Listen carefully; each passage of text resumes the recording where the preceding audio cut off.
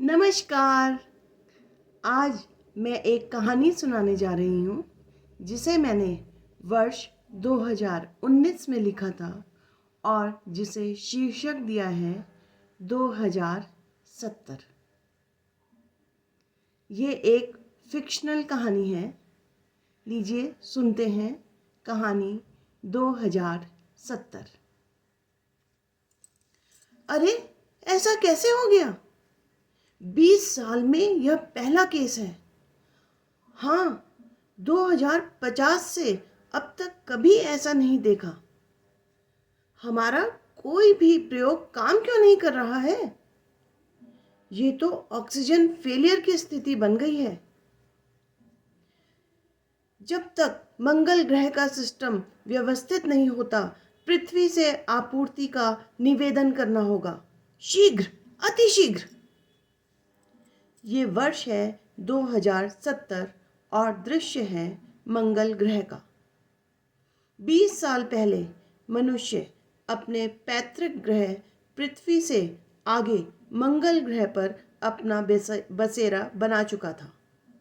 अंतरिक्ष केंद्र के प्रारूप पर मंगल ग्रह की सतह के भीतर कई कॉलोनी बन चुकी थी। कृत्रिम जीवन की शुरुआत हो चुकी थी। मंगल की सतह पर मिलने वाली बर्फ और रासायनिक संरचनाओं से इस प्रकार के कैप्सूल बन चुके थे जिससे भूख प्यास पर नियंत्रण कर यहाँ पर रहा जा सकता था। दरअसल मंगल ग्रह पृथ्वी की वित्तीय राजधानी बन चुका था। वैसे भी पृथ्वी अब रहने योग्य कहाँ बची थी?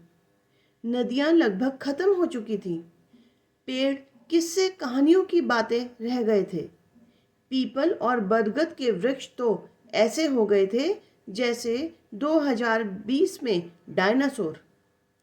हाँ, तुलसी, गुलाब जैसे छोटे पौधों की अति सूक्ष्म प्रजातियां विकसित की जा चुकी थी जो केवल संसाधन वाले लोग प्रतिष्ठा प्रदर्शन के लिए अपने घर के बाहर डलिया में लटका कर रखते थे।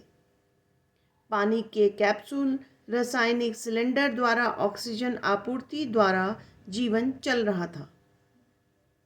मन्नू का परिवार पृथ्वी पर ही रहता था, परंतु उसका कार्यालय मंगल ग्रह पर था।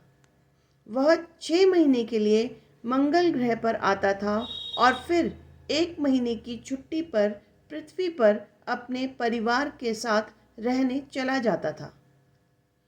इस बार जाने से 1 सप्ताह पूर्व उसके सांस लेने की में तकलीफ महसूस होने लगी थी, जिसके कारण उसे चिकित्सीय परामर्श में रखा गया था।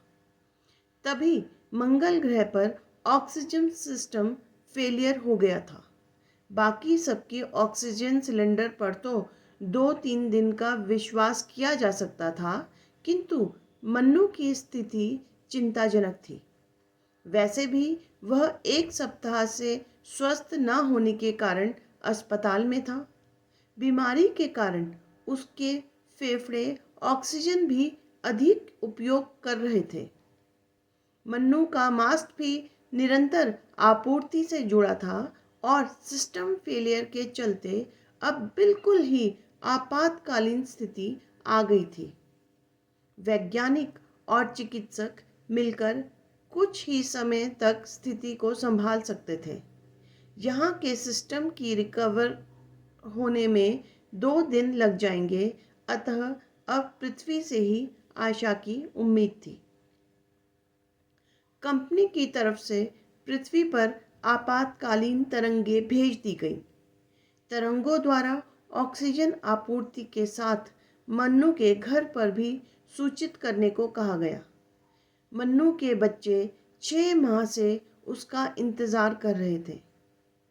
पापा को आता देखने के बदले यह खबर सुनकर उसकी 5 साल की बेटी छाया तो जोर जोर से रोने लगी। वह जिद करने लगी कि उसे पापा के पास ले जाया जाए तो उसके पापा ठीक हो जाएंगे। ठीक है, आने दो, हमारे पास अधिक समय नहीं है, शीघ्र करो। कंपनी से संकेत मिलने पर छाया को ले जाने की अनुमति मिल गई। छाया अपने साथ हाथ में वो डलिया लेकर चलने लगी जिसमें तुलसी का पौधा लगा था। उसे उस डलिया को छोड़कर चलने को कहा गया। फिर भी उसने चुपके से एक नन्हा सा पौधा तोड़कर अपनी जेब में रख लिया। जब मंगल ग्रह में मन्नू के अस्पताल पहुंचे तो छाया को बाहर ही रोक दिया गया। उससे कहा गया कि पहले ऑक्सीजन सिलेंडर लगाकर मन्नू को कुछ सामान्य करने के पश्चात उसे ले जाया जाएगा। ऑक्सीजन सिलेंडर लगाकर भी मन्नू सांस खींच नहीं पा रहा था। शायद अब उसकी यही नियति थी। ऐसा सोचकर डॉक्टर उसका ऑक्सीजन मास्क उतारने लगे और छाया को इशारे से अंदर आने को कहा। छाया सहमी हुई और रुआंसी सी भीतर आई। वह अपनी जेब से तुलसी का पौधा निकालकर पापा के पास जाकर कहने लगी, देखो पापा, आप तुलसी को भगवान जी का पौधा कहते थे ना। मैं आपको बचाने के लिए इन्हें भी लाई हूँ। आप प्लीज़ उठ जाइए। अचानक डॉक्टर ने ऑब्जर्व किया कि मन्नू ने सांस ली। उन्होंने देखा कि छाया का हाथ मन्नू के मुंह के पास था और मन्नू की सांस प्रक्रिया पुनः शुरू हो गई थी। अब उन्होंने शीघ्रता से फिर से ऑक्सीजन सिलेंडर लगाया। अब उसके फेफड़े सांस लेने में सक्षम थे। अरे, पर यह हुआ कैसे? सब असमंजस में थे कि हुआ क्या। तब डॉक्टर ने पूरी घटना को इस प्रकार समझाया। दरअसल मन्नू का सिस्टम कमजोर हो गया था और वह कृत्रिम तरीकों पर प्रतिक्रिया नहीं दे पा रहा था। तब छाया उसके पास तुलसी का पौधा लेकर आई तो उसे प्राकृतिक ऑक्सीजन मिला, जिसे उसके शरीर ने तुरंत पहचान लिया और अपनी प्रतिक्रिया दे दी। जब एक बार बॉडी स्टिमुलेट हो गई तो हमारी ऑक्सीजन सप्लाई पर भी काम कर गई। 5 साल की छाया को यह कुछ भी समझ नहीं आया। उसे तो बस अपने पापा की बात पर विश्वास और बढ़ गया कि तुलसी में भगवान जी रहते हैं, और वह यह देख भी चुकी थी कि उन्होंने उसके पापा को बचाया था।